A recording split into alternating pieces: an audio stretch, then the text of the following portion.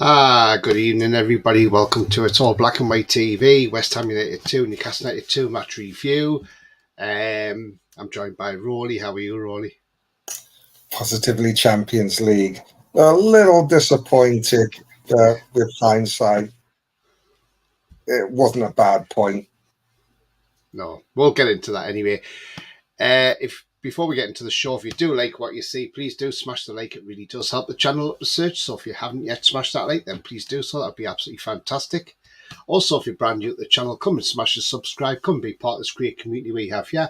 And also hitting that bell notification that tells you when I'm live, have a pre-record, or any upcoming shows as well. If you want to become a member, it is 99p, so just click the join button if you want to do that. And if you want to make a donation, you can do that by clicking on the $sign in the chat and doing it that way as well.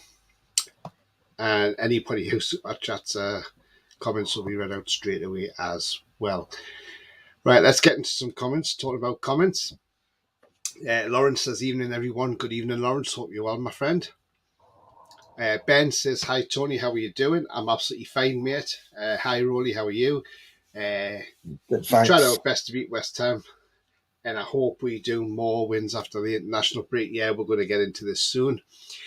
Bia says, hi, Tony and Uncle Roly. Good evening, Bia. Julie says, hi. Good evening, all. Good evening to you, Julie. Hope you're well. Coffee, hi, Tony, Roly and all. Good evening, Coffee. Hope you're well. Mighty Win, evening all. Good evening to you, mate. Hope you're well. Evening, Tony, Roly, and everyone says, Lee. Good evening, Lee. Hope you're well. Bon Jodio lad, says Andrew. Good evening to you, Andrew. Stand up if you love the tune. Absolutely, mate. There you go. Jake, hello. Hello, Jake. Hope you're well, mate. Nice to join us. Ian says, evening, Tony and Roly. Good evening to you, Ian. I hope you're well, my friend. Mighty Win says, main take from the game, is it time to rest Pope? Again, we're going to come into that as well. Right, okay, so yesterday we went to the London Stadium. First of all, before I get into that, I was going to do the show last night, but then I thought, because as there's not going to be a lot going on this week because with it being an international break, I left the show till tonight. So I thought I'll wait till tonight to do the show. Jack says, evening, Tony and Roly. Good evening, Jack. Alan says, evening, guys. Thought you were away on holiday, Tony. No, this is this Sunday coming, Alan. So on the 15th of October. So it was a week yesterday. So yeah, I'm on holiday this Sunday. Yes, and I will do a broadcast live from Benidorm as well. So do keep an eye out for that one as well. Just got to remember the time difference.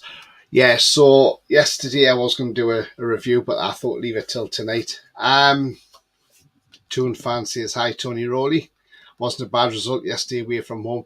Yeah, again, absolutely, mate. We're going to get into that now. So we went to the London Stadium yesterday, and I did think this would be a tough game. I didn't think it would be an easy game, in all honesty. It wouldn't be. Definitely not the 5-1 that we had back in April. I was on Garage Football the other night on Bill West, who's a West Ham fan. I was on his channel from an invite from him. And I said, look, the thing is, though, this isn't going to be an easy game. This is going to be a hard game. I say it's no easy game. And, I said this would be a tight game. But I did say we would sneak this 3-2 in our favour. Now, look, first off, we didn't start off very well at all. We just looked out we didn't look at the races.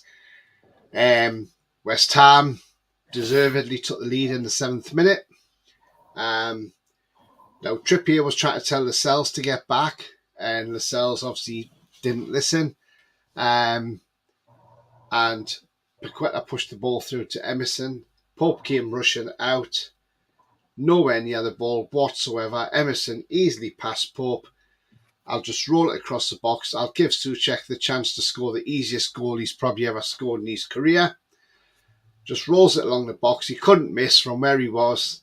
And bang, straight in the back of the net, and it made it 1-0 West Ham. Then I was looking for the response. I'm thinking, right, come on. Come on, lads, we need a response on this. Bruno has a tackle on Emerson, gets the yellow card. Emerson ends up the yellow card as well for doing that to the referee, asking for a booking. And then a few minutes later, James Ward-Prowse comes through. Bruno sticks his leg out again, catches Ward-Prowse. You're automatically thinking he has the second yellow coming. He has the red card. Off goes Bruno. Didn't come. And I thought, thank God for that, because, if he'd got sent off, that would have changed the game completely. I mean, is it a yellow card offence? I'm not 100% sure. But there again, he was late. But then I look at the first one. Was that a yellow card offence? I'm not sure not sure the first one was. So maybe the referees evened it up by thinking, well, actually, the second one's more of a yellow card, but because I've given it for the first one, I can't give it for the second. Or they might be going down the Diego Jota route, where he got 2 yellow cards, if you remember, and referee might have been a bit reluctant. So obviously Bruno got away with that one. You could say Isak was getting frustrated in that first half. He was on the left wing, and at one point he drifted in, and you could see he was looking for people to be forward, and he's waving his hands in the air saying, come on, where's the support? Where's the support? And I didn't blame him, because where was the support for him? There was no support for Alexander Isak. And that wasn't just the first time he got upset in that first half. He got upset a few times. He's coming deep to come and get the ball. I mean, what are we doing? Why aren't we helping Isak out? I mean, he was trying everything. I mean, yes, we had the header from Dan Burn in the first half, which was very close to going in, and it just went past past the post. But we didn't really look like threatening in that game, if I was honest. As I say, we just were not at the races in that first half. Thankfully, it went through it just 1-0 at half time. And I was sort of thinking, well, I wasn't really impressed with Anderson that first half. He was very anonymous. So I thought maybe take him off at half time and let's bring Wilson on. Isak left and see what happens there. But he didn't. He kept faith with the team. The team came out the second half. I thought Anderson had a great 5-10 minute spell where he was all over West Ham, And I thought, hang on a minute, Anderson's turned us around here. He was anonymous first off. Now we're hearing more of him and seeing more of him. Then obviously Tonali gets fouled by Paqueta, which, okay, I can see where West Ham are a bit aggrieved because it doesn't really look like a foul. They're both at 6 and 2 threes. But the thing is though, the referee gave us the free kick. Absolutely fantastic what he did. Trippier puts a lovely ball in, and it comes off Edson Alvarez, who heads it back across his goal, falls in the path of Isak. Isak, calm as you like, past Areola. You could see Areola wasn't happy. He was going mad on the goal line. And then we had a VAR check to see who was offside, if Isak was offside, but because it came off their player, and they were seeing if it was a deliberate act as well from their player. If you remember, we had one choked off against Forest last year, which should never have been choked off. And so it had reminiscence of that game as well. But no, this one stood, and it was like we were back in it 1-1. Then a few minutes later, there's a delicious ball from Bruno across to Trippier. Trippier, side foot volley cross, back across the goal, and who's there? Isak to tap it in for his second from his side of his foot. And you think, wow, we've gone from 2-1 up now. Right, let's win this now. There's no reason why we can't go on and win this. And then Byrne puts a lovely ball through to Isak. I think, unfortunately, because his touch is a little bit heavy, it takes him wider of the goalkeeper than he should have been. And by then, the chance was gone. Hits the post, rebounds off Aguirre, and goes out for a corner. So, that chance had gone. If Isak puts it away 3-1, we go on and win that game comfortably. But he didn't get his hat trick. And, then obviously they brought on players like Kudus come on, and that's a player I do like. Kudus. I think he's a good player. I couldn't believe when West Ham got him. To be fair, Mohamed Kudus, and we knew the dangers, and West Ham all of a sudden started playing, and when Ben Rama and Kudus come on, and 89 minutes, it's a kick in the teeth, but the ball from Sufal through to Kudus, and Tonali doesn't get over quick enough to try and block the shot, which he should have done. He should have done more to get over to that. But then where was our marking as well? We were like wide open. So he slams an equaliser. A good goal, can't take it away from the guy. Perfectly good goal. They were close to winning it towards the end when the cross-come shot, whatever it was, from Bowen, which Pope thankfully got his hand to, because Ben Rama was waiting just to put that in the back of the net.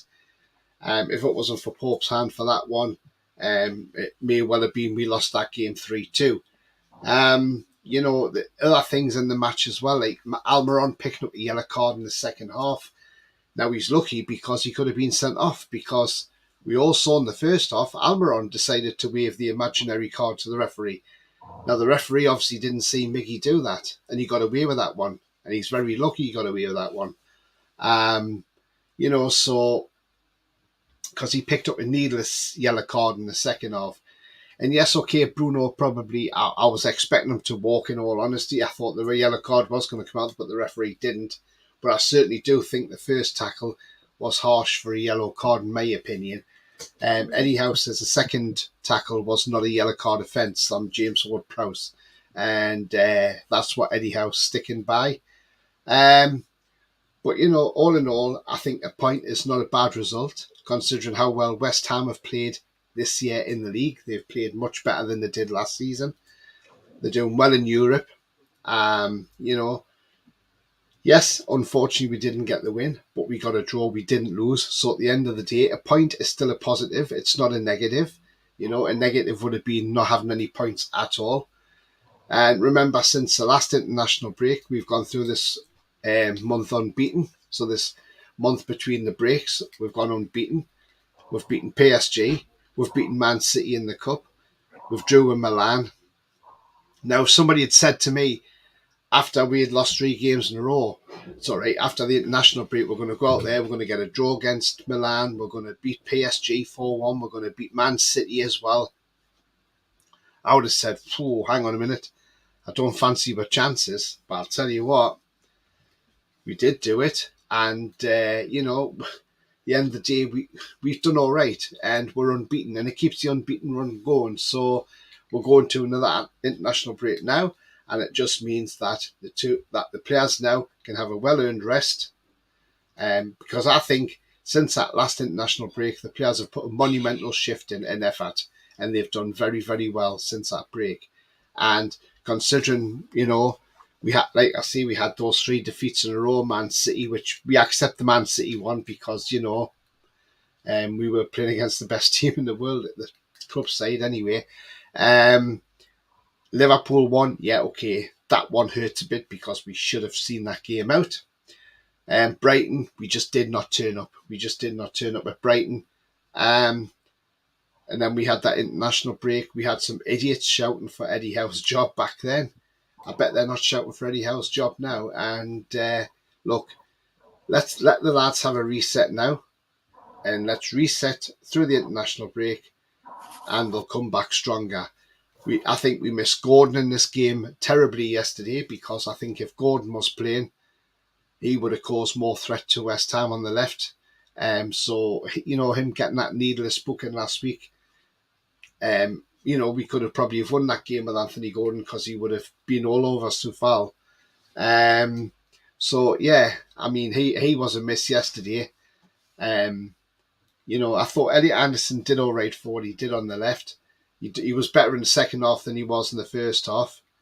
Yes, we can point fingers and say, well, maybe Isak should have done better with that chance and for the hat-trick, and maybe Tonali could have done more to get to that ball. And, it's all ifs and buts, but at the end of the day, it's a point, and it's a point gained, not a point lost. So, we could have ended up with no points, and I'm pretty happy where we are at the moment. And we've got Palace after the break, so it's all good at the end of the day, and it's not too bad. So, in all honesty, I think Isak's been on form during this break. I mean, look, he's had to play every game when Callum Wilson's been out with his hamstring injury as well. So remember, he's playing twice a week, and he's done very well for us.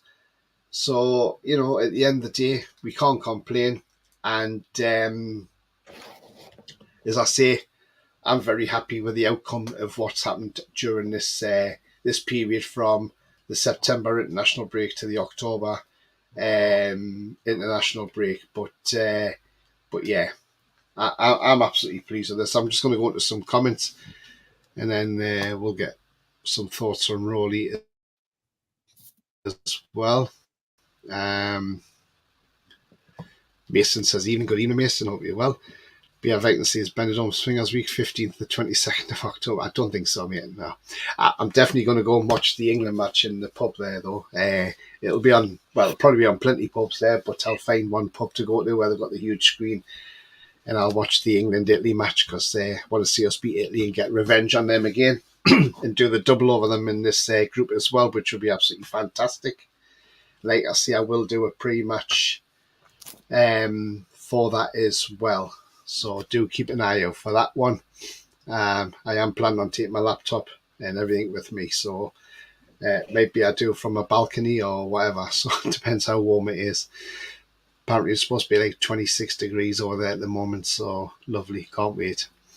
Predator says, evening lads and lasses. Hope everyone is well. Yeah, absolutely, mate. And hope you're keeping well too, Predator. Andrew says, fish fingers and chili sauce, bang on.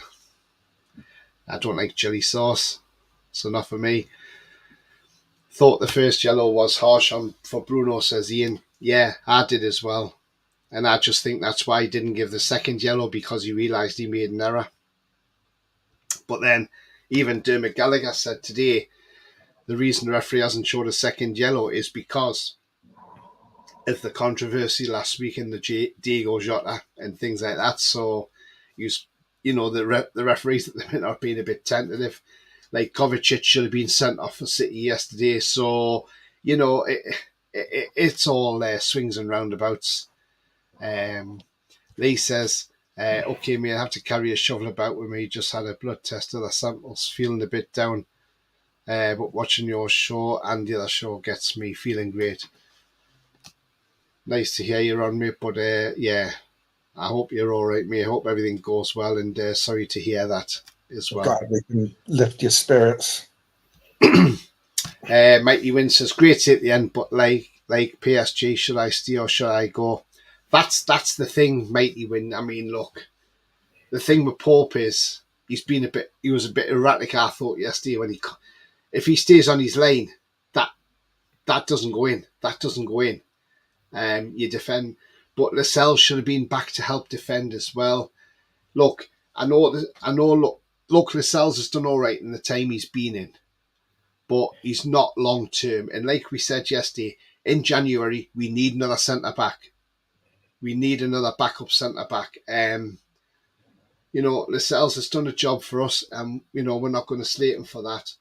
But he's not somebody wanting that team week in, week out. Because he can be a liability, and he showed that yesterday as well. Especially when Trippier was screaming at him to get back, and he should have done it. Mighty Win says, Howie, Tony, that Bruno should have walked. I totally agree. I thought he was going to walk, but I still think that first yellow card was harsh. I really do. Trevor says, do you think the refs were scared this week after what happened last week, as the refs are being shit and all? I think they are. I really do. I think the referees have, yeah, absolutely. Mighty Win says, meanwhile, Mickey doesn't get a second yellow for the yellow card waving after Emerson did. We were bang lucky for a change, and I'll take the away point very gratefully. Yeah, absolutely. I mean, how he didn't see Mickey doing that, or even the linesman, So at the end of the day, or should I say assistant referee, but yeah, I mean, absolutely. It's he was very lucky, was me. Tanji, hi mate, hope you're well. He says, do man the league, do man the Carabao Cup, top of our group in the Champions League. So he ain't going to complain about anything. Absolutely, mate. Absolutely. You know, yeah, okay, it would have been nice to have won at West Ham, but again, we're not. We've still got a positive result because we got a point out of it. So it's still a positive at the end of the day, and that's why I look at it and say it's a positive. You know, yes, we were so close to the 3 points, but you know, again, I'm not going to complain. We've had a good month and we're unbeaten as well, so that's absolutely fantastic. Ronald says we deserve to win at West Ham. I think, yeah, we did. Yeah, we did. But, you know, again, at the end of the day, we got the point. And I'll take the point because West Ham are a form team at the moment. They've been playing really, really well. You got a good right to goggle, Roly, says Mighty Win.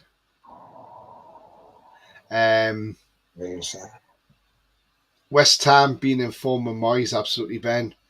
Mary says, evening, Tony and Roly, hope you're both well. Yeah, absolutely fine. Mary, hope you're well too. And he went giggle, not goggle. He doesn't know where that came from. It's probably predictive text.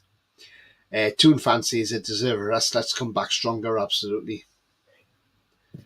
Ronald says, Isak puts his hat-trick away. We won millimetres, absolutely. His first touch was heavy, that's why, and he got too close to the goalkeeper. And by the time you get to get round that goalkeeper, Aguirre's getting back, and Aguirre is quite a pacey centre back. Let's be honest. You know, so he was able to get back, and as it bounced off the post, it came off Aguirre and went out for the corner. So yeah, it was only millimetres as well. But as I say, because he's had to come out so wide, the angles just got tighter and tighter and tighter, and it's like difficult. Matt says hi, Tony, Roly, and chat. That's good evening, Matt. Hope you're well. Mighty Win says 2 points and 3 places higher than last season after a much tougher start. Top 4, here we come. Exactly, mate. Exactly. That's the positives we need. Isak's been in form so far. He has been. Absolutely, totally agree. We conceded 2 silly goals, but we've had a good run, and at this break is at the right time. Yes, it is, Bia. Absolutely spot on. It is at the right time, and it's absolutely fantastic that the breaks come at this time. I'm so pleased it has. Ian says he's not too bad. Been acting up with the damp weather, but can't complain with his arthritis. No one listens, lol. Yeah, hope you're okay, mate. Yeah, the weather's not been great. You've had floods and that up there, haven't you? It's been absolutely awful. Mighty Win says your green screen technology is all over the place, Roly, but nice background. Yeah, I know. I need to try and sort that. Lee says I can see Isak and Wilson getting a hat trick this season. Let's hope so. Eddie doesn't do a hat tricks.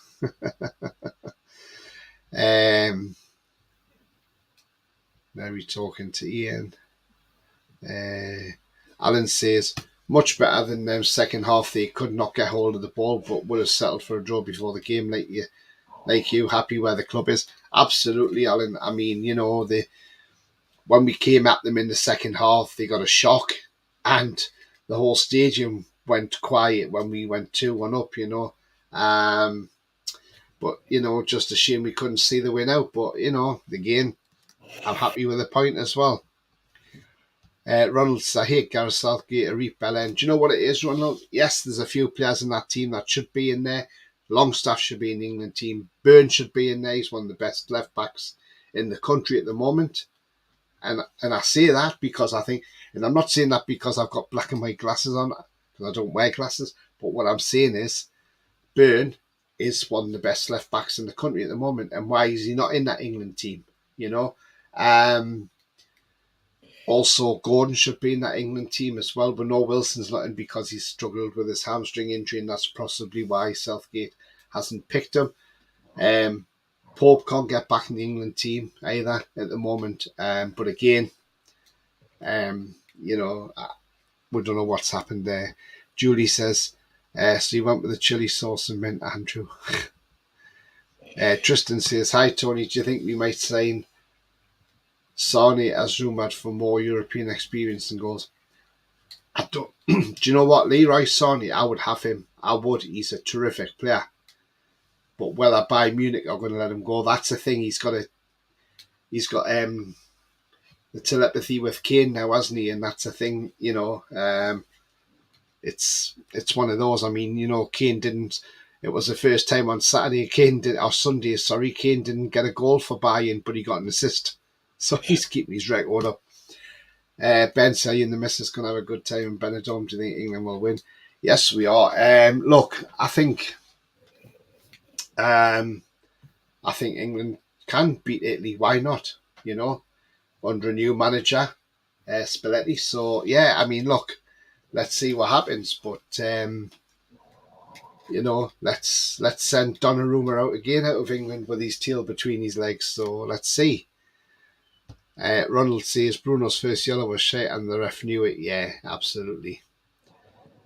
Julie says maybe give Dubs or Karius a run and give Pope a rest. Do you know what? That's not a bad shout, Julie, because I think Pope needs taking out the team.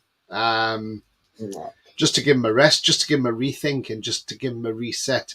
I mean, look, I wouldn't be against Dubravka or Karius going in goal for one game.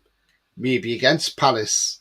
But there again, maybe this international break, maybe the goalkeeping coach and team will sit down with Nick Pope and say, look, see this, yeah, when you did that, and they'll go through tactics, what he probably should have done, what he didn't do, and maybe they'll improve maybe they'll get his kicking skills better as well.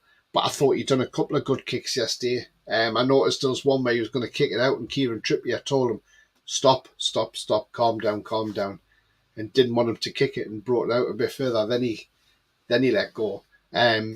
So again, I can see why people are wanting to give him a rest. But again, we just have to wait and see. Bias says, tell let Lascelles go. We need to improve. Yeah, Lascelles does need to go. Let's be honest. He is out of contract next season, so let's not give him a contract and let's get rid. Hopefully, if we bring a centre back in January, we get rid of Lascelles then. Julie says it's not doing Arsenal any harm. Arteta rotating goalkeepers. Yeah, exactly. I mean, look, he's took out Ramsdale, he's number one, and he put in David Raya. So yeah, exactly, Julie.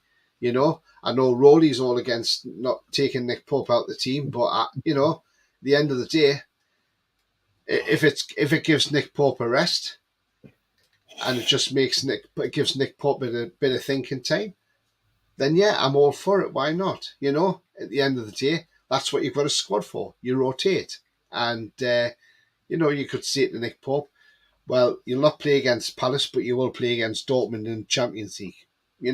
What's the harm of that? There's no harm in that whatsoever. I haven't got a problem with that. Tristan says the only keeper out there is Ramsdale. Corbell is out of form, so Pope will do for now. Ketchup on my fish fingers is my favourite. Yeah, it's got to be ketchup. Yeah, like the salesman think we need a backup. Yeah, we do. Alan, absolutely, mate. We need a backup centre half. Paquetá got away with murder for a long time in the game, says Pia. Yes, he did, didn't he? Jake says, could be worse. Could be a Man U fan. Well, do you know what? They were lucky because they were 1-0 down for Brentford and 2 goals in 4 minutes from McTominay. And it's like, what the hell's going on here? And all of a sudden, the Man U fans are saying McTominay's a world beater. What? He's not a world beater. He's still crap. Bia says, fish fingers are expensive these days. £9 a box. Captain Birdseye's raking in. Yeah, absolutely he is, isn't he?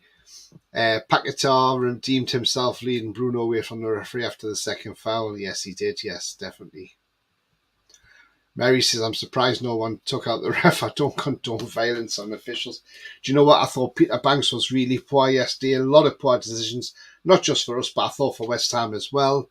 I thought the foul on Tonali wasn't a foul in all honesty. As I say, it was 50-50. But, the ref gave it. And we're thankful because it got us our equaliser. Paquetá falls over like a blade of grass, always falling down, says Ronald. Looking smart as a carrot, Roly. What's the occasion, says Mad Mag. They were sending hearts on Instagram to each other after the game, says Julie. Trevor says, do you think Brighton should have had a penalty? I don't know. I never saw the game, mate, so I wouldn't know. I watched the Newcastle game. Julie says, sorry, I condone violence on Rangers. Mary says, positive. Swift kick to the third leg. Tristan says, for me, if Lascelles is doing okay, can't we go and find that right-sided forward to help Mickey to compete as Murphy is out of this season after his Milan display? I mean, yeah, Murphy's not really done a lot this season, has he? But then he hasn't really had the game time. But again, we'll just have to wait and see. But I thought he was okay when he come on yesterday. At 2-1, I felt we sat back too much, absorbing too much pressure, but few options on the bench. Do you know what it is, Bia? I think it wasn't just the fact we were absorbing. I think we were starting to look a bit tired after Wednesday's game against PSG, which took a lot out of the players, not only physically, but also mentally because of the fans and everything like that. So I think it started to tell them we needed we needed this international break, and I'm so glad we've got this international break now. And but as I say, still a point's not a bad result. Refs have no balls, says Julie.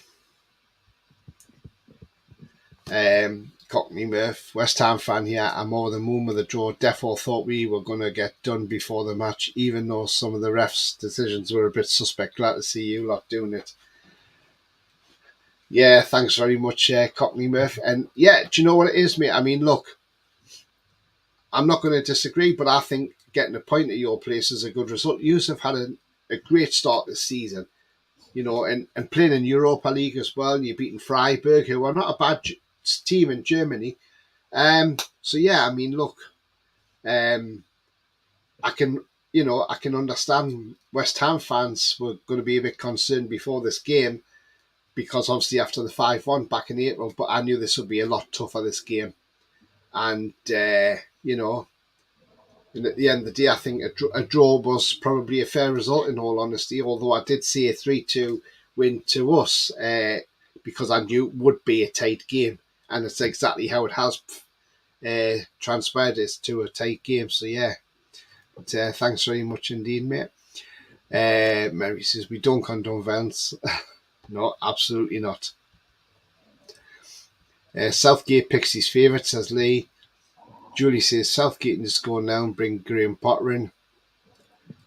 I think Southgate's till the Euros at least now. So, you know, if we got them in the Euros, you'll probably get an extended contract. I think Pope needs games, not rest, says Bia. Pope stays in for me, says Ronald. Just a game or two.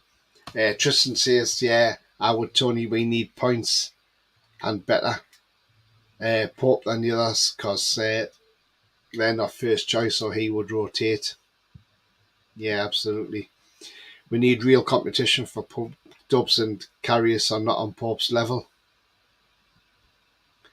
Lascelles has been decent back up until yesterday, says Julie. Yeah, exactly. He has been, but I think we need I think we'll end up going back in for Palace's Joachim Anderson again in January because apparently we were trying to get him in on deadline day. Lascelles has been all right. Tristan says Newcastle just needs to find the next Oblak. Ter Stegen, their top keepers in the world the past 10 years. Do you know what? I would have Jan Oblak at the drop of a hat. I absolutely rate that guy. I think he's a class goalkeeper. Jan Oblak.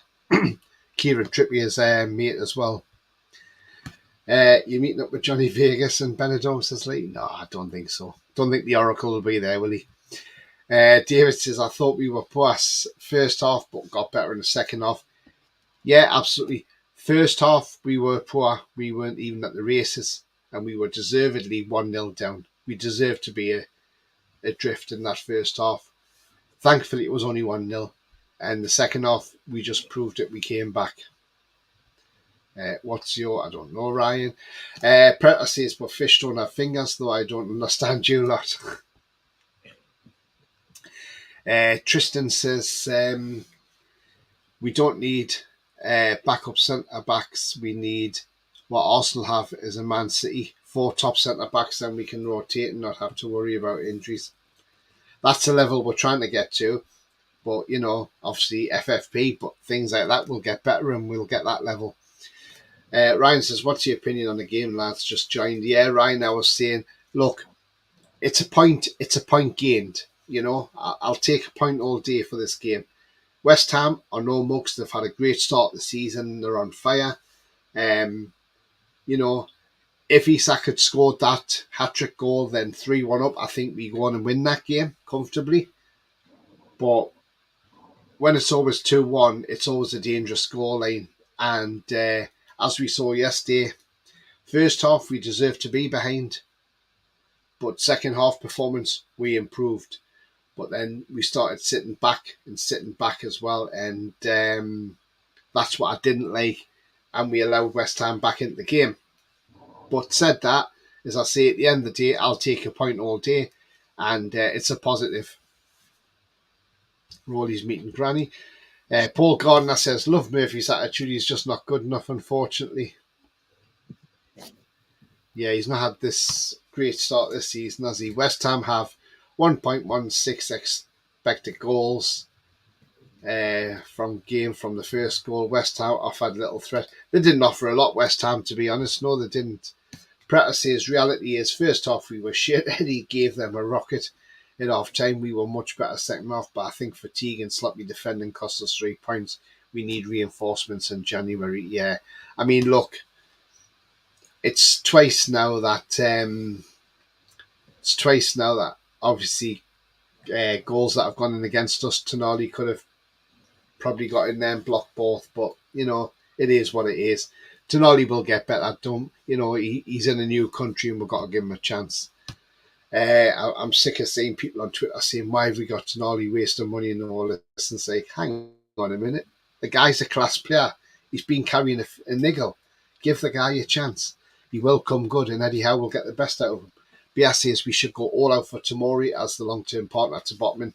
That's not a bad shout. I would have Tomori, one of the best centre-backs in Italy. Problem is, he can't get past Maguire to play for England, and that's just unbelievable. Why? I would like to know that question. Why?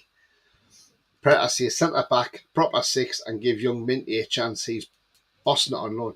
He's doing absolutely fantastic on loan for Arne Slot, the manager of Feyenoord. And can't wait to see when he comes back next season. Lee says, well, Adidas come back, better income for us and more sponsors. Yeah, absolutely. Ian says he would love Tomori as well. Yeah. Tristan says, Tony, I read today we want Palace as our centre-back, the young English one who was playing for England in the summer. Players left and right centre-back. Oh, Tony, with Adidas expected 200 million plus summer. Do you know what it is, Tristan? I mean, yeah, you're on about Mark Way, the ex-Chelsea centre-back. He is a terrific centre-back. He really is. And yeah, he would fit into our team. And you're probably right. We will be spend a bit more in the summer because of Adidas.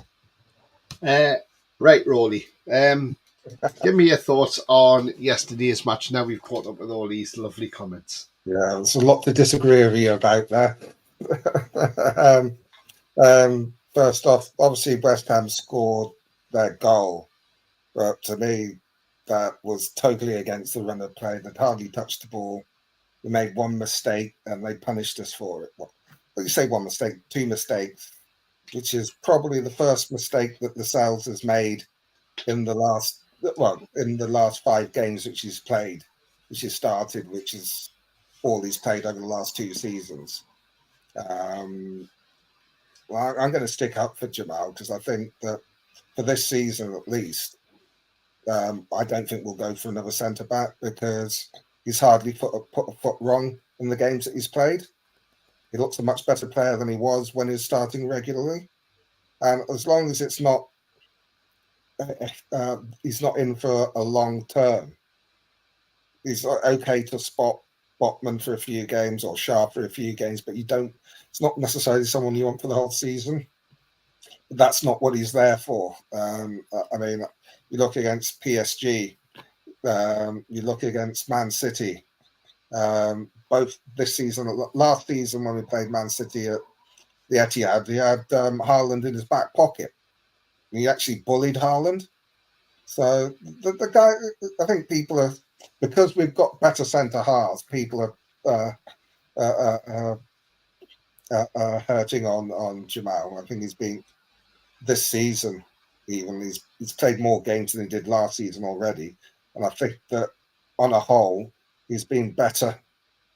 He's been really good. So that's for the sales. As for Bruno, I think he should have been off. I thought both of them were yellow cards myself. He was late and caught the guy on the ankle. He was very lucky not to get the second yellow. I thought the first yellow was a yellow. I'd be screaming for one if it had been on one of our players. I thought the second one was exactly the same challenge. I think it may have been that the refs are a bit wary of giving second yellow cards so quickly. I mean, that's another reason why I thought he was going to get it, because it's so soon after his first yellow. But getting taken out of the way and the ref just gave him a talking to, I was relieved. But I thought he should have gone. Miggy was lucky not to get a yellow for waving the yellow card. I couldn't remember whether he was on a yellow at that point or not. No, he wasn't. No, I didn't think he was, but if he got that, that would have meant that the yellow he did get would have been a red. So we got lucky there. When you look at the first half, it reminded me of PSG against us on Wednesday. Shed loads of possession, did nothing with it. Second half, we were a lot better. I know in the first half, Isak started moving out wide, just trying to get involved because he wasn't involved in the game, not through his own fault. But we just weren't at it. I thought before we went in this run of games, after the international break, the last international break, looking at the 4 games we had, I thought that we'd get 10 points out of a possible 12. And we've done that. So I'm not too disappointed. Second half, I thought once we got the first goal, we looked like we're going to rip them apart. I thought that guy is so cool in front of goal. That from the free kick, which is one of those ones that I think is more the way that Tonali went down, because it's under challenge. So because he was leaning back, it almost looked like the West Ham guy, depending on the angle, had actually pulled him down, which is why we got the free kick. But the coolness of that when the ball came to him to take that touch and then fire it home. Then you look at the second 4 minutes later, a beautiful first-time cross, volley cross for Isak to tap it in. Unlucky with hitting the post. Lucky in two respects, right? He did get a little bit wider than he wanted to, but when the ball came off the post and hit Egard, it could have gone in. So we're unlucky twice. You can see at the end we were tiring, which I think played a big part in their equaliser. I think that's why we didn't get the pressure on the shot coming in. I think some of them are dead on their feet. Wilson didn't come on at half time because he's not fit enough. I don't. Eddie was saying that Isak said he needed to come off, which is the only reason he put Wilson on. But he didn't really have a chance to do much. Put himself about a bit. With Nick Pope, I think he's suffering a little bit of a crisis of confidence because he needs a run of games where he clean sheets and plays well, because he's almost, because he likes to sweep. His decision making is a little bit, well, shall I go for that for the first goal? I think he came out because he saw that the Sales was out of position, and it was a touch. Was it? I forget who was it. Was it Paquetá's touch? Who was it for now? I can't remember which West Ham player. Paquetá. Yeah, it was Paquetá. His touch was superb to take it away from Pope. So if Pope did anything, he's bringing him down for No, a sorry, that was Emerson who got the crossing. Yeah, yeah. Emerson. His first touch was superb because it had to be perfect to take it away from Pope, and then it Yeah, was just a matter of putting it in the middle for them to tap in. But from my recollection, they only had 3 shots on target in the whole game. West Ham. I think Pope's distribution when he was throwing the ball out was excellent. yeah, His feet, not so much. And I think it tends to be when he rushes, his kicking's awful. And it's almost regressed from last season where he was quite good. Which I think is a confidence thing. Um, I wouldn't drop him because he needs a run of games where he plays well. And if you take him out, the level of goalkeeper you replacing with him is a lot lower. Even with Pope making mistakes, we're a better team than with either Dubravka or Karius. And Pope doesn't make that many mistakes. Like, he's been making a few, but he's also making saves because his touch on that cross right at the end saved us the point because that took it away yeah, from Benrahma who had a tap in. I think his distribution is what's keeping him out of the England squad. And again, Harry Maguire and Phillips and Henderson are still in the squad. It is just baffles me. Maguire is sort of like 17th choice centre half at Man United. He's only playing at the moment because of injuries and he's still crap. I think overall, I'm happy with a point. I was gutted at the time because the equaliser was so late, but it probably ended up as a fair result. West Ham, unlike last season, are playing really well. There's always going to be a tough game. Um, I think the disappointing thing is when we got in the lead, it looked like we just needed that. We're going to get another goal, and that will kill the game off. We couldn't quite get it, and then I think it was fatigue, as you said, not just physical, but mental and emotional from Wednesday. yeah, We had to pretty much go with that team because of the injuries, and even with that team, without the likes of Gordon and Barnes and Willock and Joe Linton, um, I think the team was good enough to beat West Ham. We just didn't quite pull it off. And I think even with those players out, we're good enough to beat pretty much every team in the Premier League.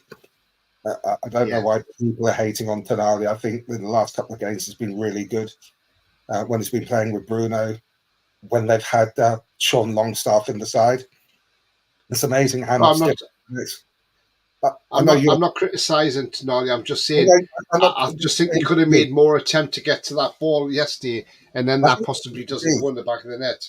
I think that's fatigue more than anything. I know you're not criticising tonight. I'm talking to all those trolls on Twitter that say, "Oh, you need to get him out. It's not like his waste of money."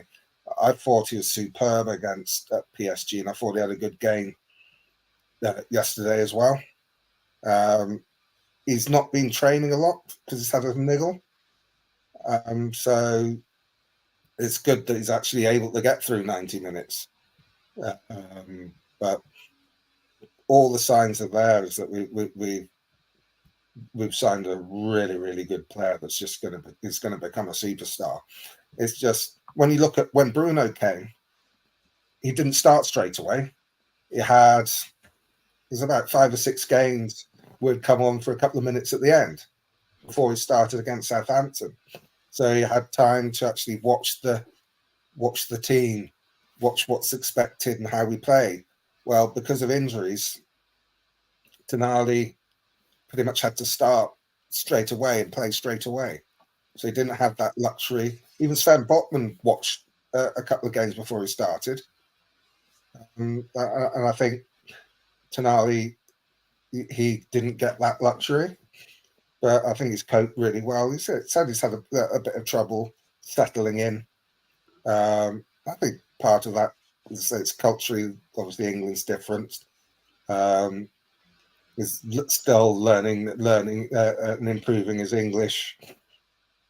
He's a long way from home, but everyone's helping him, and he's obviously enjoyed his trip to Wetherspoons, so which I thought was brilliant. But it's I think people were expecting him to walk into the side and be like Bruno was when he actually eventually started, but Bruno had time on the bench before he started. Yeah. I think that in some of the games where he's played, where he's not been as good as we'd hope, that's before Longstaff came back from his injury. You look at the difference of Bruno since Longstaff come back into the side; he's been so much better, and Tonali's been better with Longstaff there as well. Um, though he's not the best player in midfield, Longstaff is the one that makes it tick. Yeah. He allows Bruno, Joel Linton, now Tonali to play their game. I think that this would have been a game that would have rotated if we could rotate because of the exploits on Wednesday, but we have a lack of bodies. But we still gave West Ham West Ham came within a hair's breadth of losing that game against what is quite impaired. If we had a fit squad, they don't get the goals because Botman's not going to be out of position like Lascelles was, or rather, Shaw wouldn't have been out of position as Lascelles was. Yeah. Botman or would close that down. That shot from Kudus. You'd have obviously with Gordon suspended, you would have had Barnes playing on the left, or if or Joe Linton. I think Big Joe's going to have trouble getting back into that starting 11. So I think that midfield might be purring. There's a lot to be really optimistic about. Now we've hit for there's two things that I hope for this season is that one is that we smash Everton home and away. I don't like them. And the other is that when we rock up at Anfield, we're on form because Liverpool have played us last two seasons. First game against Anfield, we hadn't really got going to. We hadn't really decided what sort of team we were. The game at St James's, we're out of form. This season, we've had a couple of we've had a bad result. Well, we lost at City, and we handed it to them on a plate in the second half again before Longstaff was back. I hope that we're fit and we're on form because if we are, we'll take them apart. There's nothing more I'd like than us to give them some good hiding at Anfield. They're so cocky about it. I mean, look, last season, Isak, obviously 22 games he played, he got 10 goals and 1 assist. This season already, he's played 7 games and got 6 goals already, in the league. This is in the Premier League, by the way. I mean, he's nearly hit his tally that he hit last season in a lot quicker time as well. So, it's serious talent. Serious talent. That's nothing I couldn't understand on social media that some fans are saying, yeah, let's get rid of Isak and get Osimhen over Isak. And I thought, why? Because Isak's a quality player. You get Osimhen as well as Isak, but not instead of. Yeah. I mean, the other thing about Isak is only 23. And 24 now, yeah. Was it 24? I thought he's 24, yeah. He was 24 February. Okay, I thought he turned 23 then. But no, he's still very young. But he's just ice cool in front of goal. He has the time to take that touch. Like, look at the goal against Man City. There are a lot of strikers were snatched at that, hit it first time. But he's got the Yeah, calmness to take that touch to make and then bury it, like he did with his first goal against West Ham. He's got the confidence and the coolness to take the touch so that he gets that clean strike, so that he's going to score. He's going yeah, to get over 2 goals this season, I think. yeah. I Alan says, was sorry, going to say we'll he have. might even. I was going Sorry, to say he Rory. might. I was going to say he might even challenge Haaland for that golden boot. I think he's that good. Who knows? Alan says we'll have Adidas Champions League money and merchandise sales as well. Yeah, absolutely. Yeah. Tristan says I love those figures, and I'll explain to Roly. Castor paid us 25 million over 5 years. Now at Adidas we get 200 million over 5 years, so we get games, a lot of FFP towards transfers from 30 to 100 a Oh yeah, I year know. incoming revenue. Yeah, absolutely. Yeah, I know. I know that. I never said that. Yeah, we're going to be in such a better position in the summer. We will strengthen. Uh, we probably. I said I don't think we'll necessarily get a centre half until the summer, because I think in January, even though we want Anderson from Palace, it's a very difficult window, and they're going to want silly money for him. So I think we probably wait till the summer. They And want 40 million from. That's what they want from. 40 million, I thought it was more. No, that's Mark No, Gee. 40. It's Mark Gee that Yeah, said they want 60 for him. Mark Way. That's how you pronounce it. Way. Way, yeah. Mark Way. Yeah. Yeah, they wanted 60 for him, but 40 for Anderson, I think it's not too bad. And it's going to be an interesting January. And I think they'll look to strengthen, but as we know, they're not going to be taken from mugs. So the Yeah. way I look at it is that we won't be signing loads of players. It'll be one player if we sign at all. Yeah. A lot of that will do with the fitness of the squad when we get to January. You know, Yeah, if, for definitely. example, Gordon goes down, we're going to need a left winger to come in. Mad Max says Pope's had my heart in my mouth a few times, but certainly gets more right than he gets wrong. Yep. 200 million of talent missing. Exactly, Alan. That's the thing. And we're still I, backing them. I did think that he had his best game yesterday, better second half. Mad Max says most players take time adapting from the Italian league speed to the pace of the Premiership. He's certainly can't be at the same full pelt. Absolutely. Tonali played. Back on that point that I think it was said about £200 million worth of Talent. talent missing. You got to remember that 160 million of that was missing against PSG, and look what we did to them. Yeah. Tonali played much better second half, but when turning his back on Kudus for he took the shot as criminal when you're 1 goal up, knackered in the dying part of the game. You just saw your body on the line. Tonali will fit into our system. The signs are still canny good, and it's now to worry about. Absolutely. Yep. Absolutely, mate.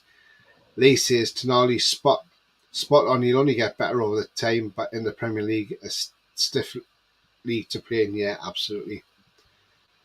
Tristan says, I hate to say this, but to beat Liverpool, we need another wide attacker who can score and create there from 3 is too good. Well, we look at the front three at the moment. Right, Gordon has scored 1. How many's Miggy got? Is it about 3 all competitions this season? And Isak's on 7. Wilson's got, was it 4? We had Liverpool for the taking. Their front three is good, but they got really lucky at St James's Park because their equaliser, where it hit Botman, then hit his foot, and then landed perfectly for Nunes. That happens once in 1,000 times. And then we got caught. Burn got swapped positions and got caught between the two. They didn't deserve to get anything out of that. But they're a good team, don't get me wrong, but they're beatable, even at Anfield. Yeah, Um, Brent, I say, love to see us put the double figures away against Everton. Despise them as a team. Outlived their welcome in the Prem for a long time. Absolutely, still only a yeah, Ben. I agree with you there. Just a year older than me, says Andrew. Tonali should get more English fried breakfast at Wetherspoons with extra black pudding and plum tomatoes to get tougher in midfield, says Ronald. Um, Nice one. Bias says Anderson the Palace is 27 seems too old for me. No, 27's okay. Um, Yeah, you get a good 5 years out of him. And then it's the case. You look at Fabian Schär. He's turning 33 this year or 32, I 32? think. Yeah, and he's still outstanding. Look at Trippier at 33, outstanding. I think people think when now more than ever that when I think it's almost a hang up from the sort of like 70s and 80s. Some of the older people, when players got to 30, they're about done, mainly because they'd been kicked to death and they Yeah. could hardly walk at that time. So some of us older folk, when people get to 30, think, oh, that's old. He's going to be on his downward curve. But nowadays, if they're so fit, if they keep their concentration, their brain, you look at Trippier. He's playing some of the best football he's played, and he's 33. So it's a mindset for supporters Mm. rather than players. Um, but we do need to freshen up the squad with younger players, which is what we're doing. Because the older players are playing so well, your Dan Burns, your Trippiers, your Shars, you don't have to do it all at once. You can do it gradually. That's why I Yeah. got Memento says when Trippier finally starts to drop, we've got a really good replacement for him lined up. But some of the older viewers will remember Liverpool from the 80s and 90s.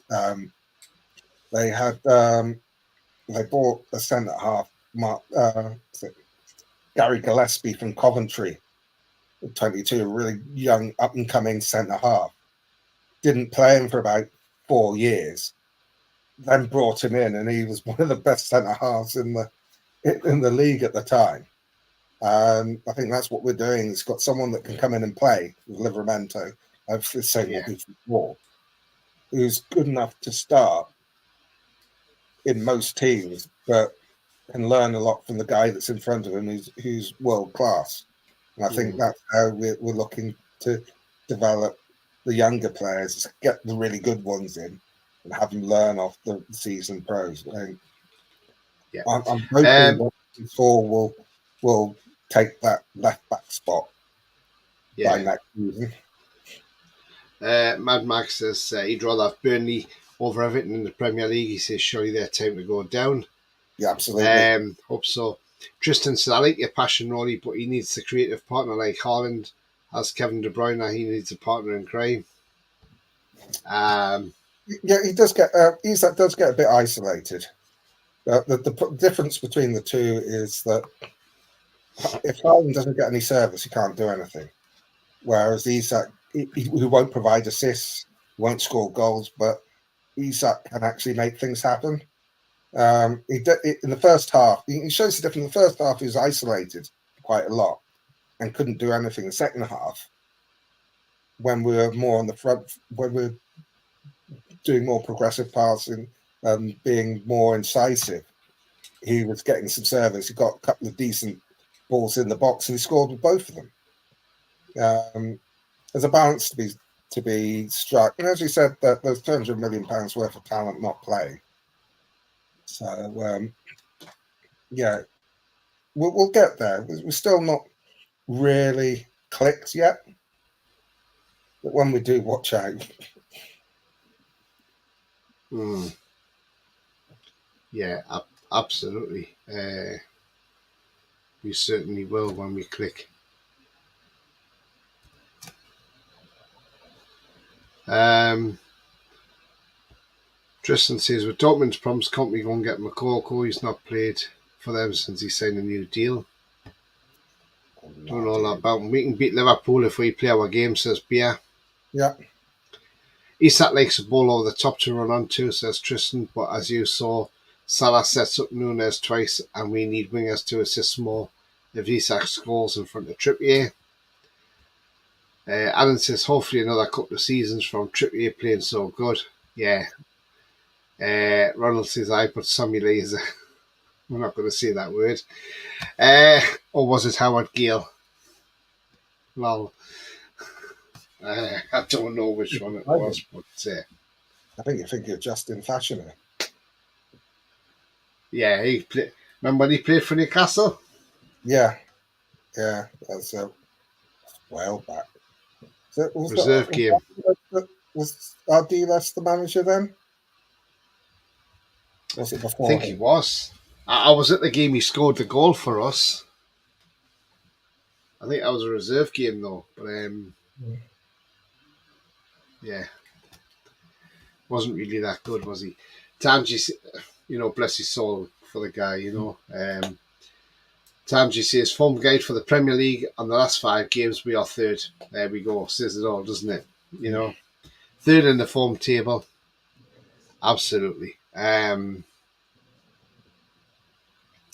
Palace after the break, so, we drew 0-0 last year with them, but it's time we got paid back this year. It's time we got there and we beat them this time round. So we will see what happens after that one. Alan says it's actually more as I was valuing Willock at 20 million and J7 40 million in Botman, but that's probably too low. Yeah, because Willock's worth a lot more than 20 million, that's for sure. Yeah. Can't wait to see Willock back either, can we? So So yeah, he can play when he comes back.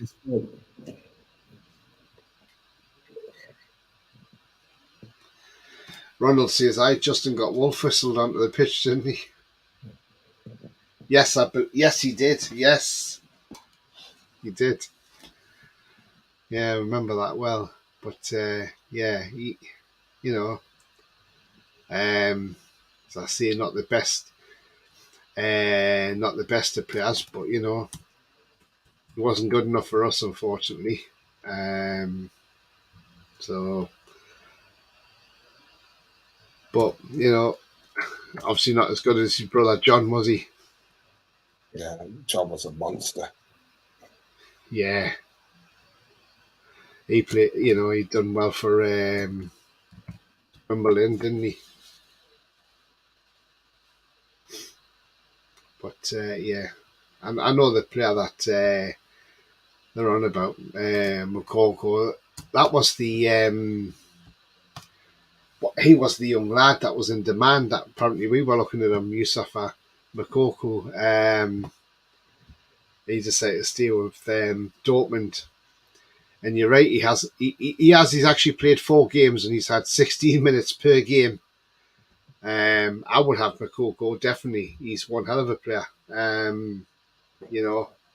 18 years of age, left-footed, plays as a striker as well.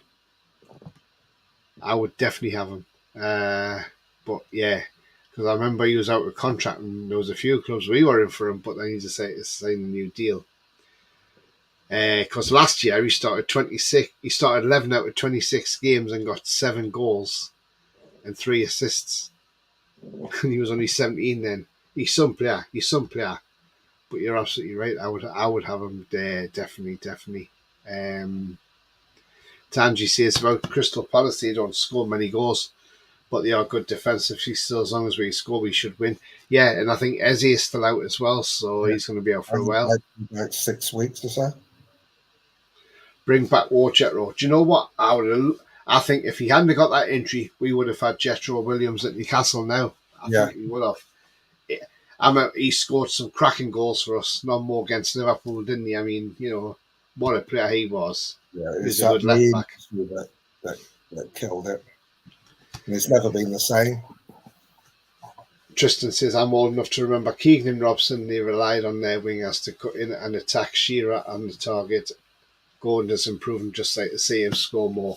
Yeah, I mean, look, the thing is, I'm sure Gordon will score more once he gets, but at the It's end got a of the day, few. Gordon's been one of the players of the season so far, without a shadow of a doubt. And he's got a few Uh, assists this season. And I think the problem is more on the right because Miggy either scores or he doesn't do anything else. Well, when in the attacking third, because he won't cross with his right foot, but his left foot can be like a wand. yeah. He's not. He's not. I mean, how many goals did he score last season? Was it 10, 11? Who's that? Miggy. Yeah, about that. Yeah. But he had probably had about one assist Yeah. I mean, this season, in the goals, Anthony but Gordon started 6 out of 7 games for us and got 2 goals and 2 assists. which isn't bad. No, not really. No. His Yeah. accurate crosses are 30% per game. Which is pretty decent. Yeah. Accurate passing per game is 84%. He's And he's arguably created 5 big chances as well. he's arguably been our best player this season.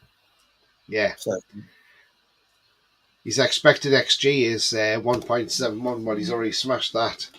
yeah. And expected assists is 1.19, he's already smashed that as well. So, just shows you how much he's improved. He's had 5 yellow cards already this season. But That's a big problem. He needs to get to the new year under 10. yeah.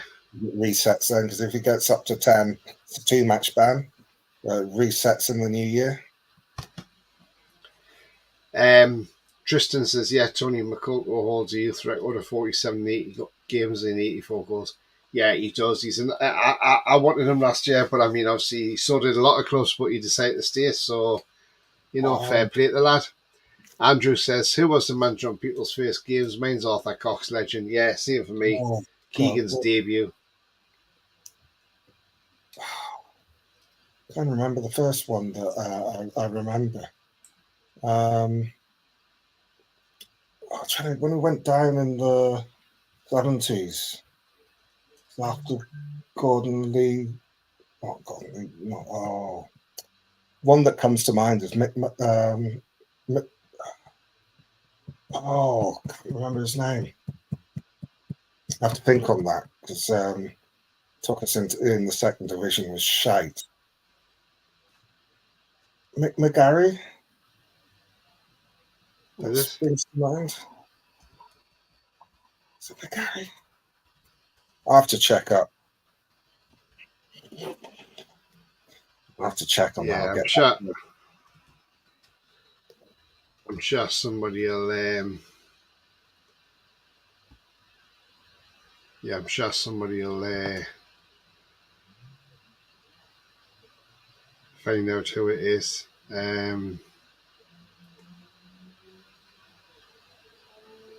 Could well be Mick McGarry. Bill McGarry. Is that who you're thinking of? Bill McGarry. There's a Bill McGarry who was at Newcastle 1977 till 1980. Yeah, yes. But after Gordon Lee, you had Richard Dinnis as manager. Yeah. Then you had Willie McFall. Was Willie McFall Then you had, he was only manager for 9 days. Oh, 9 days. Oh, caretaker. Then you had Bill McGarry. Then you had Joe Harvey. Yeah. And then after Joe Harvey, you then had Arthur Cox. Is it Joe Harvey before Arthur Cox? 1980. He was only manager for 3 games. Let's say interim, yeah. So, yeah, that sounds And then we had Arthur Cox. Then we had Jackie Charlton, who didn't last long, the 85 days. And then we had Willie McFall after that, and then Colin Suggett. Yeah. That's some names, isn't it? And then obviously Jim Smith. Yeah, I met him in London. Bobby Saxton, caretaker manager. Colin Suggett was caretaker manager. Ozzy Ardiles. Was glad when the club sacked him. Yeah, it was. Didn't like him. Awful. He was an awful manager, wasn't he? Colin Suggett's 74 now, by the way, in case you're Yes, wondering. yes, Bill McGarry. Yeah, that's the first one I remember. That's the first one you remember. Good question, Andrew. Good question. Tanji says there's a long way to go. One thing is for sure, it's going to be tighter at the top of the season. Many 6-pointer games to be had. Yeah, Absolutely, Tanji, definitely, mate.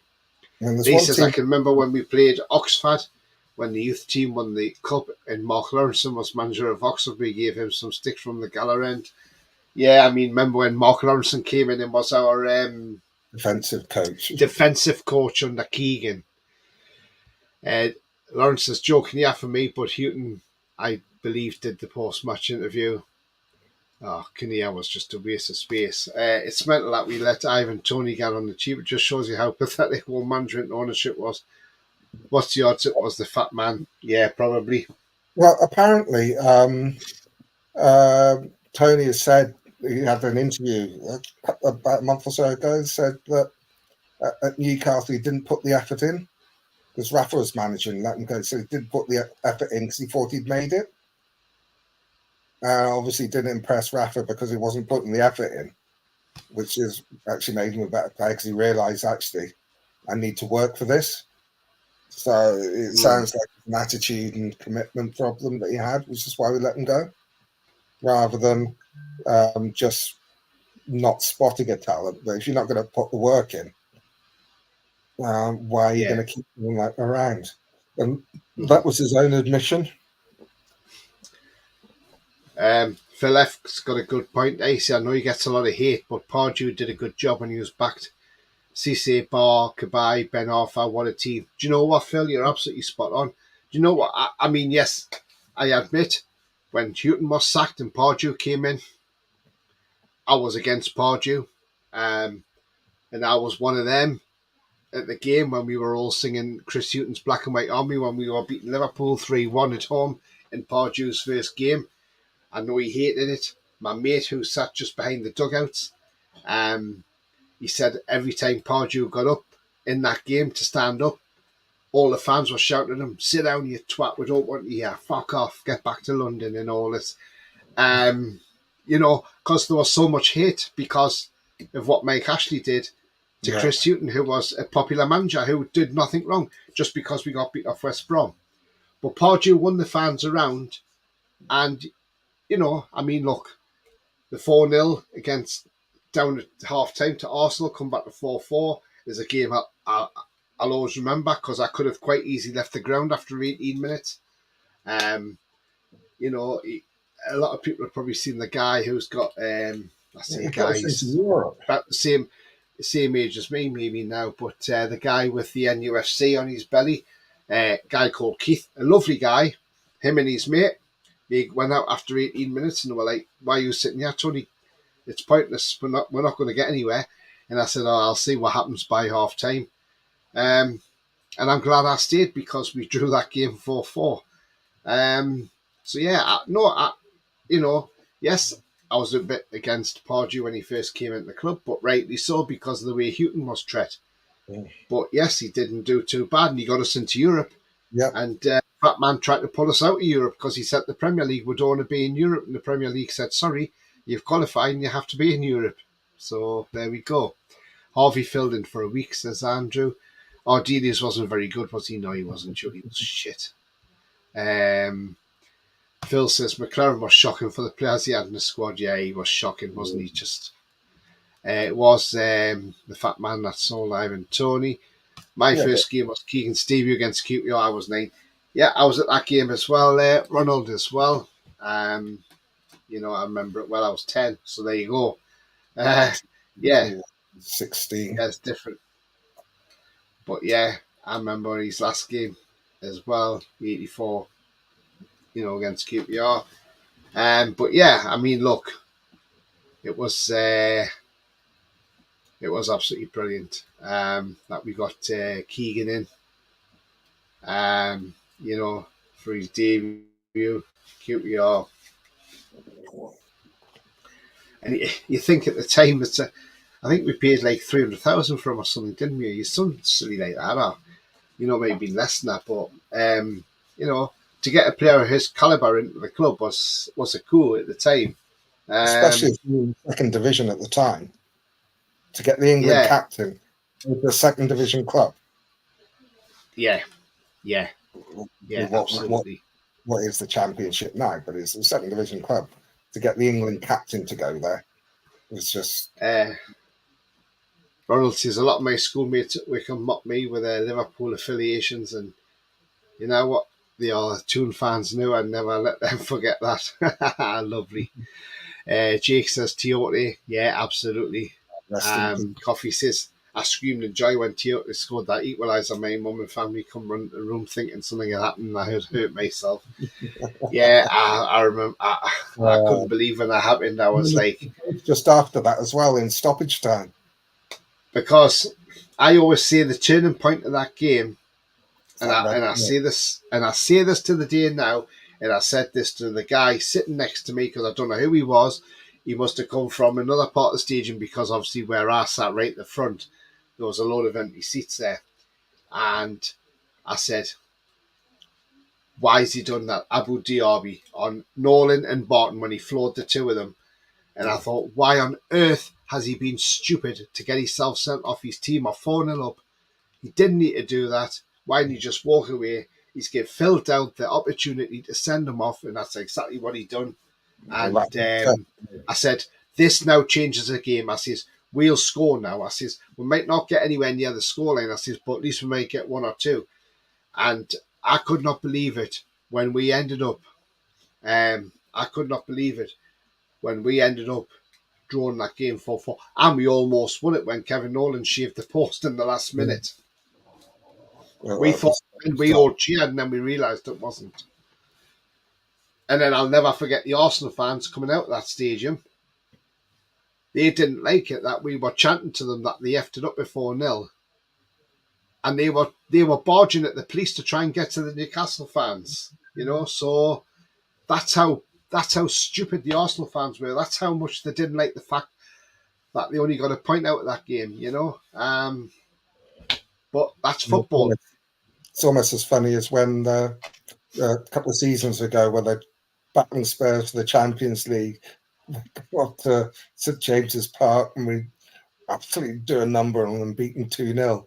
I remember watching the Arsenal fans TV and that Muppet going crazy because we beat them because they're so used to us rolling over. No more. Mad Max says, didn't think the club was established 2 or 10, Tony. Only joking, mate. Yeah, cheeky bugger. Lee says, yeah, Killer was a good player. Killer Kilcline, absolutely. Brian Kilcline, yeah. He wasn't he was an ugly bugger. He wasn't a great player, but he was what we needed at that time to get us out of the second division. Someone with a bit of grit, someone that's no nonsense. But at that stage of his career, he wasn't really a Premier League player. So when we got promoted, he hardly played. But he was the right player for the job at that time.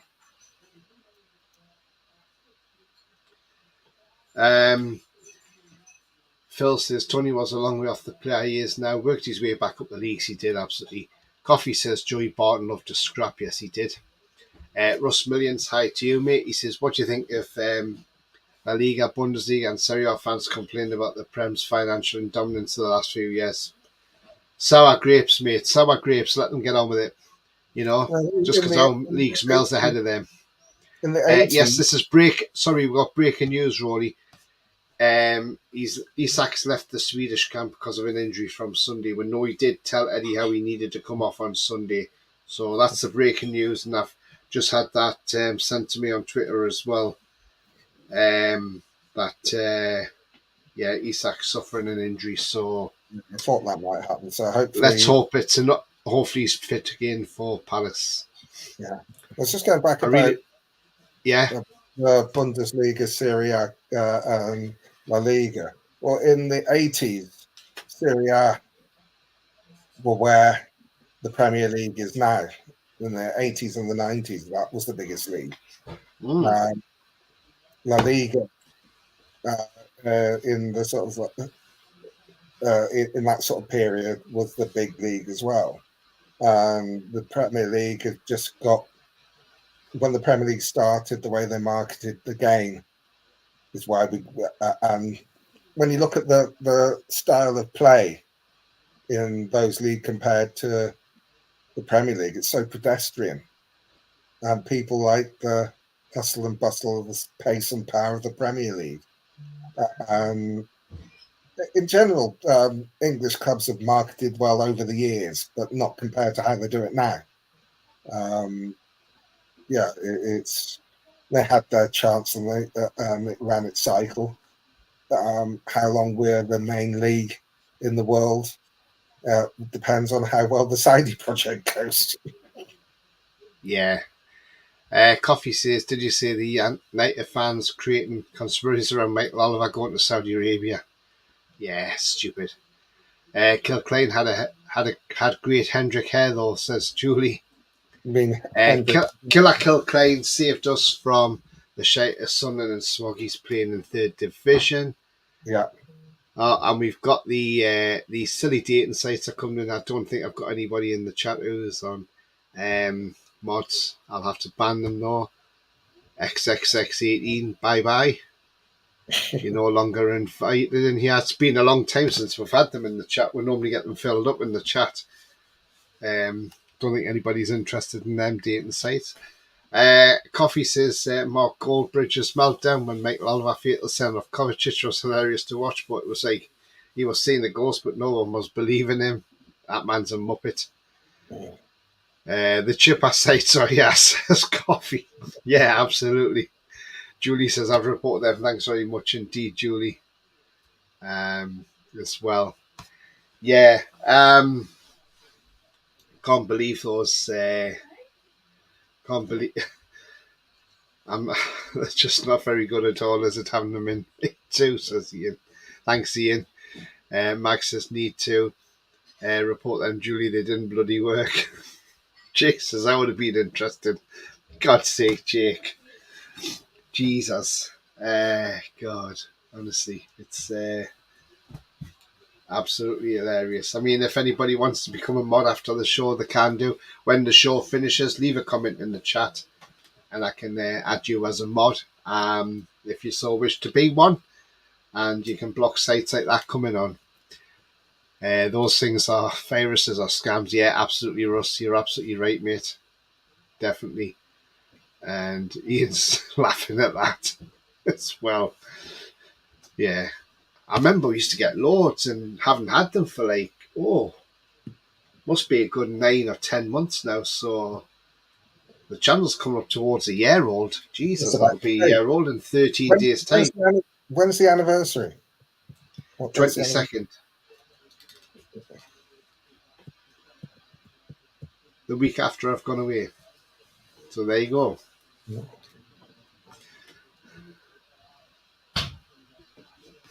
But yeah, I remember when there was Fabrizio Romano on the chat. Yeah, that was another scam, wasn't it? Right.